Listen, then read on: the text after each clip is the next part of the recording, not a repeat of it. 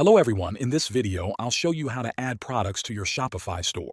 First, log in to your Shopify account. On the left-hand menu, click on Products. Then click the Add Product button in the top right corner. Now you're on the product page. Start by entering the product title. This is the name that your customers will see. Below that, write a short and clear description of your product. Try to include useful details like size, material, or how the product can be used. Next, scroll down to the Media section. Click Add Files to upload images of your product. You can upload multiple pictures, including different angles or colors. Now scroll to the Pricing section. Type in the price of the product.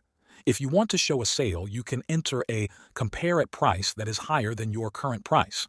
Next is the Inventory section. If you keep track of how many items you have, enter the quantity here. You can also add a stock keeping unit, or SKU, to help organize your products.